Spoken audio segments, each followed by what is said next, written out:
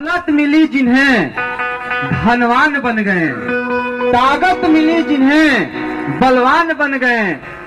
हम खुश नसीब थे कि मुझे संत शिरोमणि रविदास जैसे महापुरुष मिले, हम इंसान बन गए। जिंदगी कांटों की सैर है, हौसला इसकी पहचान है। जिंदगी कांटों की सैर है, हौसला इसकी पहचान है। राहों पे तो सभी चलते हैं, लेकिन जो नई राह बनाए वही सफल इंसान है।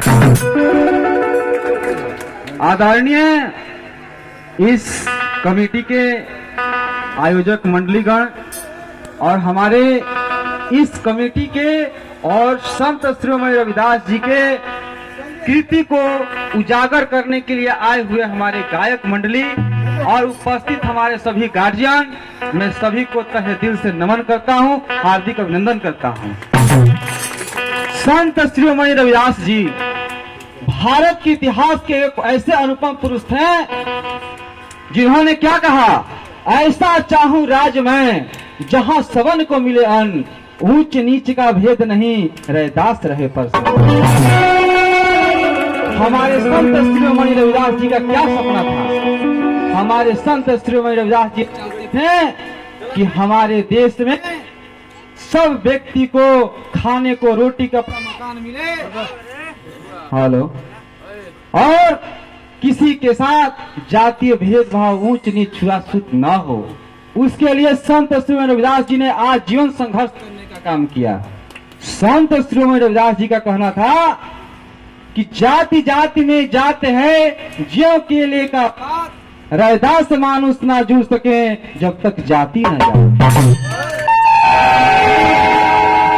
जात पात के फेर में पड़ रहे सब लोग, मनुष्यता को खा रहा है रैदास जात का। संत शिरोमणि रविदास जी ने कहा, इस धरती पे मानव के अंदर केवल दो ही जातियां हैं, एक स्त्री और एक पुरुष, इसके अलावा कोई जाति नहीं होती।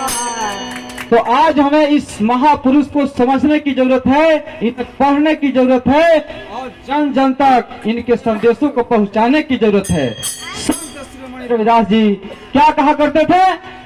संत शिरोमणि रविदास जी ने बहुत स्पष्ट शब्दों में अपनी बात कही कि भला किसी का कर ना सको तो बुरा किसी का मत करना, फूल बनकर ना रह सकते तो कांटे बनकर। संत शिरोमणि रविदास जी ने ये बताने का काम किया कि अगर हम किसी का भला नहीं कर सकते तो उसे बुरा करने का भी चेष्टा नहीं रखना चाहिए। जिस प्रकार फूल जो होता है अपने खुशबू से पूरे विश्व को सुशोभित करता है, उसी तरह हमें फूल बन करके समाज को सुशोभित करना है, समाज में समानता लाना है। ये संदेश हमारे संत शिरोमणि रविदास जी ने देने का। समय बहुत कम है, लास्ट में हम एक ही बात कहना चाहेंगे कि संत शिरोमणि रविदास जी ने कहा कि बाहरी आडंबर से निकल करके हमें वास्तविक चीज का पकड़ करना होगा। उन्होंने कहा, संत दंड कमंडल सिकासूत धोती जनेऊ करे, तीर्थ करे। कहने का मतलब उनका था कि जिस प्रकार हाथ में कमंडल लेकर के, जनेऊ पहन करके अगर तीर्थ करके आ गए तो इसे हम मान रहे हैं कि हमारा पाप कट गया, हमारा भगवान की प्राप्ति हो जाएगी, तो ऐसा नहीं है। संत शिरोमणि रविदास जी ने कहा कि हमें बाहरी आडंबर से बचते हुए वास्तविक पूजा करने के लिए मन को साफ करने की जरूरत है। और उन्होंने कहा, मन चंगा तो कठौती नहीं। अगर आपका मन साफ है, दिल साफ है, तो आपको गंगा स्नान करने के लिए कहीं जाने की जरूरत नहीं है। अगर आपका दिल और मन साफ है, इसी कठौती में हर किसी में ही गंगा आ जाए। लास्ट में एक बात कहना चाहूंगा, संत शिरोमणि रविदास जी 13वीं शताब्दी 14वीं शताब्दी में हमारे देश में हमारे लोगों को शिक्षा देने का काम किया। उस समय क्या स्थिति थी? उस समय ये स्थिति थी कि हमें बोलने का अधिकार नहीं था, हमें पढ़ने का अधिकार नहीं था, हमें भरी सभा में बात रखने का अधिकार नहीं था। और उन्होंने क्या कहा? उन्होंने तुलसीदास जी का एक दोहा था कि ब्राह्मण तुलसी ब्राह्मण पूजिए चाहे हो गुणहीन, और मत पूजिए चरण चंडाल का जो हो गुण प्रवीण।